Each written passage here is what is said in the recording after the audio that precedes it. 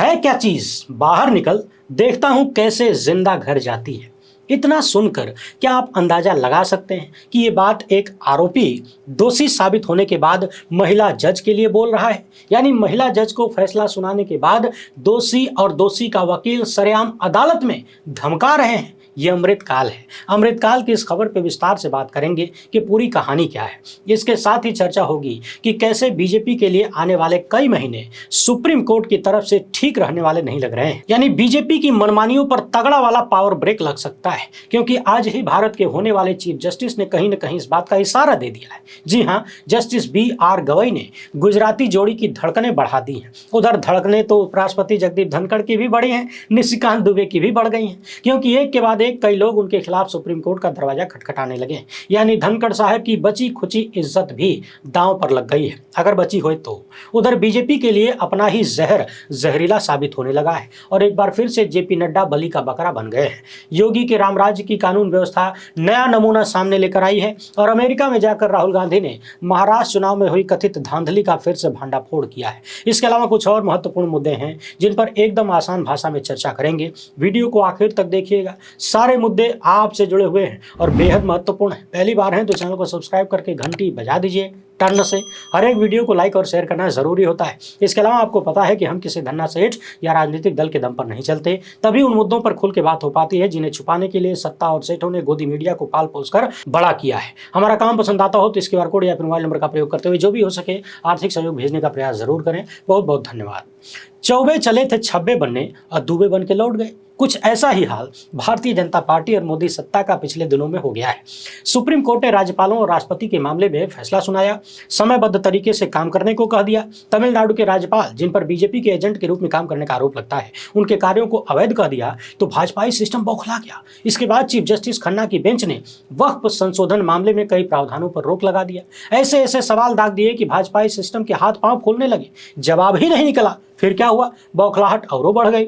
और जब से चीफ जस्टिस संजीव खन्ना आए हैं, तब से सुप्रीम कोर्ट ने 4-5 ऐसे फैसले दिए जिन्हें बीजेपी RSS के लोग बर्दाश्त नहीं कर पा रहे हैं। चाहे वो प्लेसेज ऑफ वर्शिप एक्ट का मामला हो, राज्यपाल राष्ट्रपति का मामला हो, या फिर बुलडोजर पर ब्रेक लगाने का मामला हो, और नया नया यूपी में कानून व्यवस्था को लेकर मामला हो, या फिर वक्फ कानून पर लगाए गए ब्रेक का मामला हो। सुप्रीम कोर्ट ने भाजपाइयों को पंगु बना दिया है। अब जब बात इन लोगों के आपे से बाहर हो गई तो शायद उन्होंने प्लानिंग की कि चलो अब इकट्ठे सारे भाजपाई मिलकर सुप्रीम कोर्ट और चीफ जस्टिस पर हमला शुरू करते हैं, ताकि दबाव बने और वक्फ मामले पर अगली तारीख से पहले कुछ बदलाव हो जाए। भाजपा सांसद निशिकांत दुबे और दिनेश शर्मा ने सुप्रीम कोर्ट को लेकर उल्टी सीधी टिप्पणियां की। दुबे ने तो चीफ जस्टिस पर देश भर में दंगा कराने का आरोप लगा दिया। यानी बात हद से आगे निकल गई। बाद में भाजपा अध्यक्ष JP नड्डा फैला हुआ रायता समेटने आए, मगर बीजेपी के पाले हुए नफरती लोगों ने उन्हीं का रायता फैला दिया। ट्विटर पर चर्चा है कि जब JP नड्डा ने निशिकांत दुबे और दिनेश शर्मा के बयानों से पार्टी को अलग कर दिया और कहीं न कहीं उनके बयानों को गलत बताया, तो भाजपा के समर्थक भड़क गए और ऐसा हैशटैग चलाने लगे। खुद पढ़ लीजिए, हम नहीं पढ़ना चाहते हैं। JP नड्डा की ये हालत देखकर सांसद पप्पू यादव लिख रहे हैं कि बीजेपी के कार्यकर्ता अध्यक्ष JP नड्डा जी को फला फला कहकर ट्रोल कर रहे हैं। भीषण अपशब्द, आपत्तिजनक शब्दों से उन्हें नवाज रहे हैं। बीजेपी ने ऐसे आतंकियों का दस्ता सोशल मीडिया पर बनाया है जो थोड़ा असहमति व्यक्त करने पर RSS प्रमुख मोहन भागवत से लेकर नड्डा जी को भी उधेड़ने लगते हैं। इसीलिए बार बार कहता हूं कि कटहा जानवर पालेंगे तो कभी न कभी आपको भी काट लेगा। बीजेपी ने ऐसे ही कटहा जानवरों को पाल रखा है कि वो लाइन से जरा से भी भटकने पर विश्वगुरु को भी नहीं बख्शते, उनको भी लपेट लेते हैं, उन्हें भी काट लेते हैं। फिर JP नड्डा तो वैसे ही बार बार बलि का बकरा बनाए जाने के लिए ही रखे गए हैं। आपको याद तो होगा ही, जब भी चुनाव में भाजपा की हार होती है, नड्डा का चेहरा टीवी स्क्रीन पर चमकने लगता है, गोल गोल घूमने लगता है, और जहां जीत होती है वहां मोदी जी दिखाई देते हैं। तो JP नड्डा जी के साथ फिर से एक बार वही गेम होता हुआ दिख रहा है। अच्छा, तो हम बात कर रहे थे सुप्रीम कोर्ट की और भारतीय जनता पार्टी की तथा उसकी सरकार की। हाल फिलहाल में जो विवाद चल रहा है, इसी बीच चर्चा होने लगी कि चीफ जस्टिस संजीव खन्ना अगले महीने में रिटायर हो जाएंगे। गिने चुने 20 दिन भी उनके पास कार्य करने के लिए नहीं बचे हैं। मगर इसी बीच भारतीय जनता पार्टी और उसकी सरकार ने आने वाले चीफ जस्टिस की नजरों में अपनी छवि को धूमिल कर ली है। हालांकि ऐसा नहीं है कि जस्टिस BR गवई कहीं दूसरी दुनिया से आ रहे हैं, देश में जो हो रहा है वो भी देख ही रहे हैं। मगर सुप्रीम कोर्ट से जिस तरह खुलेआम पंगा भाजपाइयों ने ले रखा है, उसका असर आज होने वाले चीफ जस्टिस ने एक सुनवाई के दौरान दिखा दिया और आम भाषा में जिसे बोली बोलना कहते हैं या तंज मारना कहते हैं, व्यंग करना कहते हैं, वही काम B.R. गवई जी ने किया है। दरअसल एडवोकेट विष्णु शंकर जैन पहुंचे थे सुप्रीम कोर्ट। अनुच्छेद 355 के अनुसार पश्चिम बंगाल में बाहरी आक्रमण और आंतरिक अशांति के खिलाफ कार्यवाही करने का निर्देश देने की मांग करते हुए। यानी ये एडवोकेट चाहते थे कि सुप्रीम कोर्ट केंद्र सरकार से यानी राष्ट्रपति से कहे कि आप पश्चिम बंगाल में उचित कार्यवाही करिए, वहां बहुत अशांति है। तभी जस्टिस B.R. गवई और जस्टिस ऑगस्टीन जॉर्ज मसीह की खंडपीठ में से होने वाले चीफ जस्टिस B.R. गवई ने परोक्ष रूप से तंज मार दिया कि आप चाहते हैं कि सुप्रीम कोर्ट केंद्र सरकार को निर्देश दे। पहले से ही हम पर संसदीय और कार्यकारी कार्यों में दखलंदाजी करने का आरोप है।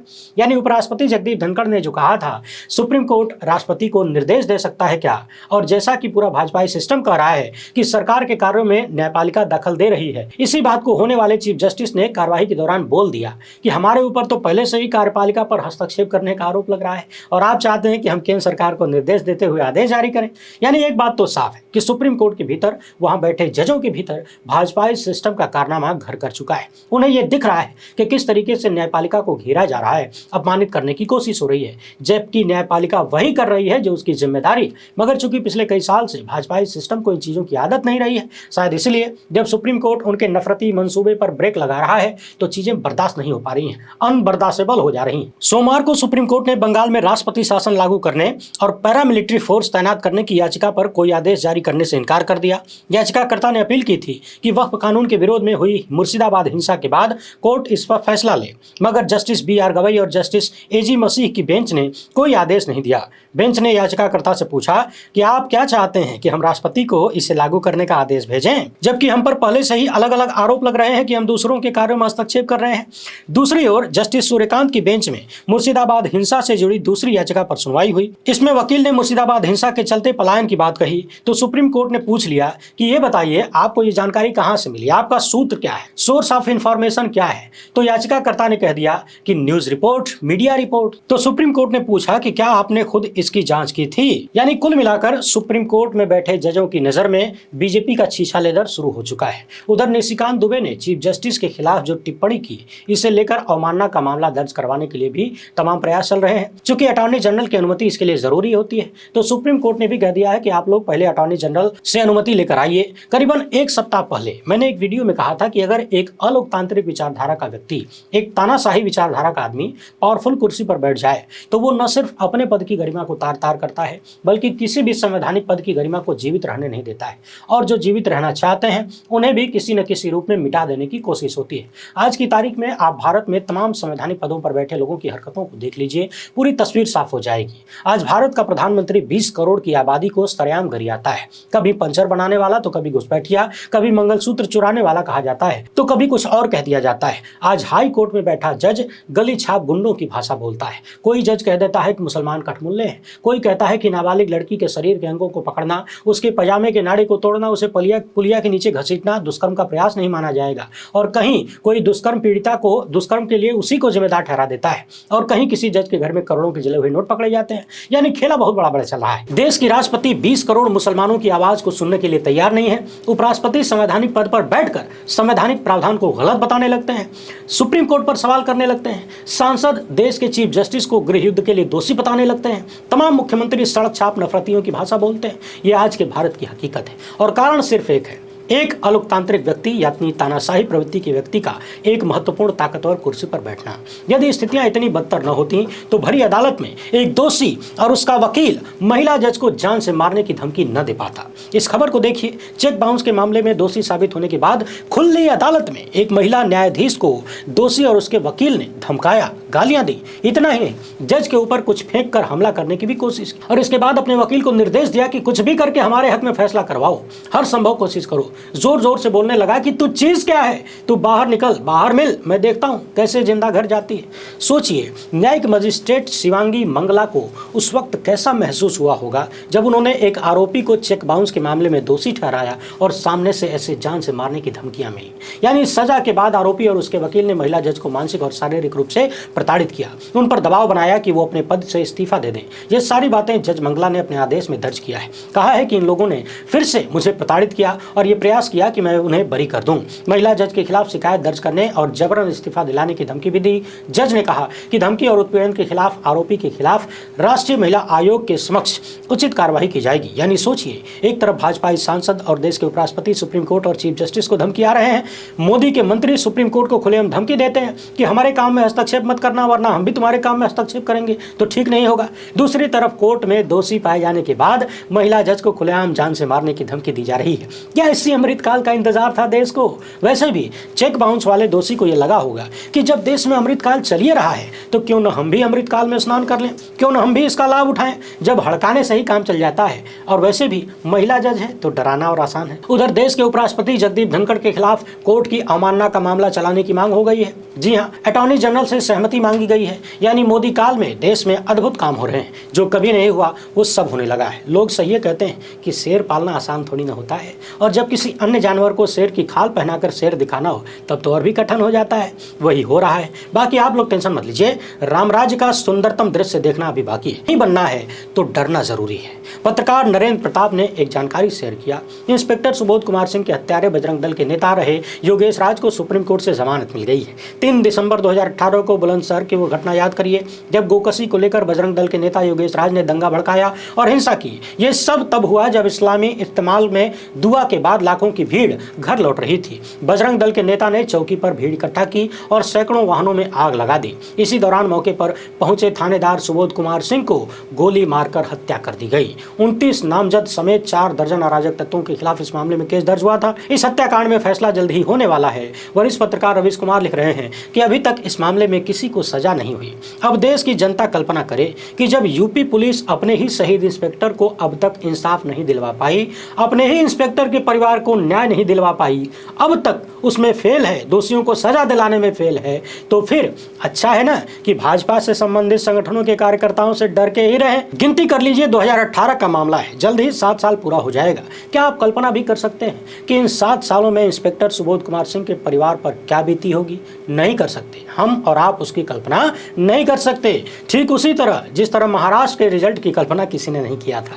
किसी को उम्मीद नहीं थी कि जिस महाराष्ट्र में बीजेपी छोटे छोटे चुनाव भी कराने की हिम्मत नहीं कर पा रही है, उस महाराष्ट्र में बीजेपी 150 में से 148 सीटें जीत लेगी, यानी इतिहास बना लेगी, जिसकी दूर दूर तक किसी ने सपने में भी सपना नहीं देखा होगा।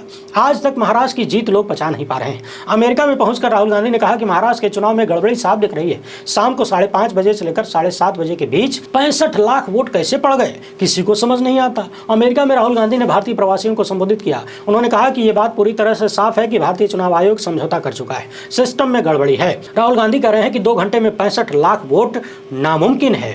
एक वोटर को वोट डालने में करीब 3 मिनट लगते हैं। अगर आप इस गणित को लगाएंगे तो पता चलेगा कि रात के 2 बजे तक वोटर्स की लाइन लगनी चाहिए थी, लेकिन ऐसा नहीं हुआ। और जब हमने चुनाव आयोग से वीडियोग्राफी मांगी तो साफ साफ मना कर दिया गया। इतना ही नहीं, कानून भी बदल दिया गया ताकि हम आगे वीडियो के बारे में सवाल न कर सकें। वहीं राहुल गांधी के इन सवालों पर बीजेपी ने फिर से वही पुराना राग अलापना शुरू कर दिया कि विदेशी धरती पर देश का अपमान कर रहे हैं राहुल गांधी। जबकि सवाल यह है कि देशी धरती पर आप संवैधानिक संगठनों, लोकतांत्रिक संस्थाओं को बर्बाद काहे कर रहे हैं? अगर इतनी ही चिंता है देश की तो गलत काम करते ही क्यों हो? ईमानदारी से चुनाव लड़िए ना। और ग्लोबल दुनिया में जहां माइक्रो सेकंड के भीतर कोई भी खबर दुनिया के एक छोर से दूसरे छोर तक पहुंच जाती है, आप किस इंटरनेशनल बेइज्जती की बात कर रहे हैं? और भाजपा वाले बेइज्जती की बात करें तो बात एकदम अनपचेबल हो जाती है। जिस भाजपा के सबसे बड़े नेता को बगल में बिठाकर ट्रंप ने अपमानित किया हो, वो लोग अगर सम्मान की बात करें तो ठीक नहीं लगता है। बहरहाल, वीडियो पसंद आई हो तो ज़्यादा से ज़्यादा लोगों तक पहुँचाएं। पहली बार है तो चैनल को सब्सक्राइब कर लीजिए। हमसे जुड़ने के लिए बहुत बहुत धन्यवाद। चाहेंगे।